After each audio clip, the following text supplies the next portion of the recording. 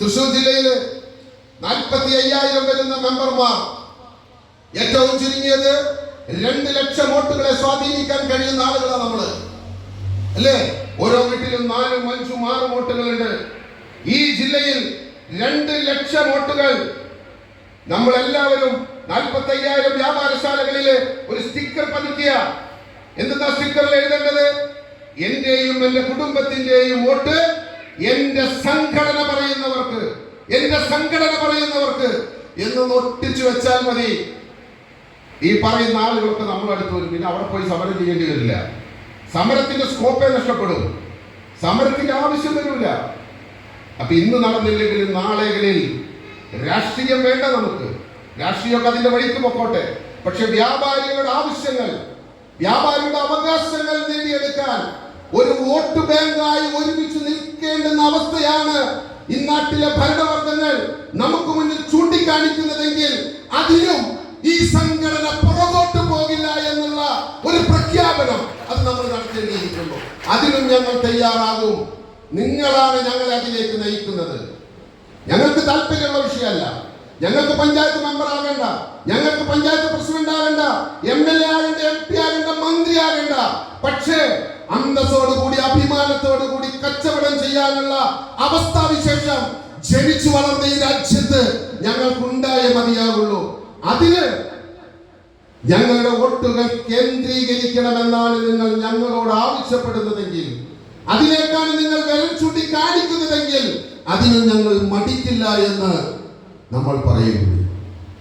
അതിന് ഞങ്ങൾക്ക് യാതൊരു മടിയുണ്ടാകില്ല. അവിടേക്ക് നമ്മുടെ ചിന്തകളെ കേന്ദ്രീകരിക്കേണ്ടുന്ന അവസ്ഥാവിശേഷത്തിലാണ് ഞാനും നിങ്ങളുള്ളത്. അനാവശ്യമായ കാര്യങ്ങൾ അടിച്ചേൽപ്പിക്കുന്നത്. ആവശ്യമുള്ള കാര്യങ്ങളാണെങ്കിൽ നമ്മൾ ലൈസൻസ് നമ്മൾ എടുക്കുന്നില്ല. വേറെ ലൈസൻസുകൾ 18ഓളം ലൈസൻസുകൾ എല്ലാം എടുത്തിട്ടാണ് കച്ചവടം ചെയ്യുന്നത്. ആരെങ്കിലും നിഷേധിക്കുന്നുണ്ടോ? പക്ഷേ ഒരു സാധാരണ വ്യാപാരിക്ക് ഉൾക്കൊള്ളാൻ കഴിയുന്നതിനുമപ്പുറം ഒരു സാധാരണ കൊച്ചു കൂര വെച്ച് താമസിക്കുന്ന ആളുകൾ പോലും മാസം തോറും 60 രൂപ കൊടുക്കണം. പ്ലാസ്റ്റിക് ഉണ്ടോ ഇല്ല അതൊന്നും പ്രശ്നമില്ല. ഈ പ്ലാസ്റ്റിക്കിന്റെ കാര്യം പറയുമ്പോൾ വലിയ വിരോധാഭാസങ്ങളാണ് നിലനിൽക്കുന്നത്. ഇവര് പറയുന്നു പ്ലാസ്റ്റിക് ശേഖരിച്ചു വെച്ചിട്ട് ഞങ്ങൾക്ക് തരണം. മാസത്തിലൊരിക്കൽ ഞങ്ങൾ വരും 100 രൂപയും പ്ലാസ്റ്റിക്കും. ഇവര് വരുന്നതിന് മുൻപ് ഹെൽത്ത് ഇൻസ്പെക്ടർമാർ ഈ കടയിൽ കയറിയാൽ ഈ ശേഖരിച്ചു വെച്ച പ്ലാസ്റ്റിക് എടുത്തിട്ട് 10,000 രൂപ ഫൈൻ എഴുതി തരും. പ്ലാസ്റ്റിക് ശേഖരിച്ചു വെക്കാൻ പാടില്ല. അപ്പൊ ഏതാ ചെയ്യേണ്ടത്? ഇതാണ് നമ്മൾ കോടതിയിൽ ചോദിച്ചത്. ഏത് ചെയ്യും? പ്ലാസ്റ്റിക് ശേഖരിച്ചു വെച്ചാൽ അത് ഹെൽത്ത് ഇൻസ്പെക്ടർമാരുടെ കണ്ണിൽ വലിയ പാതകമാണ്, വലിയ കുറ്റമാണ്. മാസാവസാനം 100 രൂപയും ചോദിച്ചു വരുന്ന ആളുകൾക്ക് പ്ലാസ്റ്റിക് കൊടുക്കുകയും വേണം. അപ്പൊ ഏതാ ചെയ്യേണ്ടത്? ഇത്തരത്തിലുള്ള തലതിരിഞ്ഞ നിയമങ്ങൾ ആരുടെ ബുദ്ധിയിലായി പൊതിക്കുന്നത് നമുക്ക് മനസ്സിലാകുന്നത്. നമ്മെ സംബന്ധിച്ച് നമുക്ക് ഒറ്റ ലക്ഷ്യവും ഈ രാജ്യത്ത് സമാധാനത്തോടു കൂടി കച്ചവടം ചെയ്യുക. ഈ കച്ചവടം നിലനിൽക്കുന്നത് കൊണ്ടാണ് ഈ സംസ്ഥാനത്തിന്റെ ഖജനാവ് നിറയുന്നത്. കടം വാങ്ങാനെങ്കിലും ത്രാണി ഉണ്ടാകുന്നത് ഈ നാട്ടിലെ കൊച്ചു കൊച്ചു വ്യാപാരികളും വ്യവസായികളും നികുതി പണം പിരിച്ചു കൊടുക്കുന്നത് കൊണ്ടാണ്. കടം വാങ്ങാൻ അനുവദിക്കണമെന്ന് പറഞ്ഞിട്ട് കോടതിയിൽ പോയ ചരിത്രത്തിൽ ആദ്യത്തെ ചരിത്രമായിരിക്കും കേരളത്തിൽ ഇപ്പോൾ അടുത്ത കാലത്ത് നടന്നത്. കടം വാങ്ങാൻ ഞങ്ങളെ സമ്മതിക്കണം. എവിടേക്കാണ് ഇത് പോകുന്നതെന്ന് മനസ്സിലായി. സംഘടനാ സംവിധാനത്തെ കുറിച്ച് പറയുമ്പോൾ സംഘടന ഇന്ന് ചിന്തിക്കുന്നത് വ്യാപാരത്തെ സംരക്ഷിക്കണം. അന്തസ്സോടുകൂടി അഭിമാനത്തോടുകൂടി കച്ചവടം ചെയ്യാനുള്ള അവസരം ഓരോ വ്യാപാരിക്കും ഉണ്ടാക്കി കൊടുക്കാൻ സംഘടനയ്ക്ക് കഴിയേണ്ടതുണ്ട്. അതോടൊപ്പം വ്യാപാരിയെ സംരക്ഷിക്കാൻ കഴിയേണ്ടതുണ്ട്. വ്യാപാരിയുടെ കുടുംബത്തെ സംരക്ഷിക്കാൻ കഴിയേണ്ടതുണ്ട്. അതിനുമപ്പുറം കേരളത്തിൽ ഇന്ന് കാണുന്ന ഏറ്റവും വലിയൊരു പ്രതിഭാസം എന്താ? പ്രതിഭാസം ചെറുപ്പക്കാരെ കാണാനില്ല.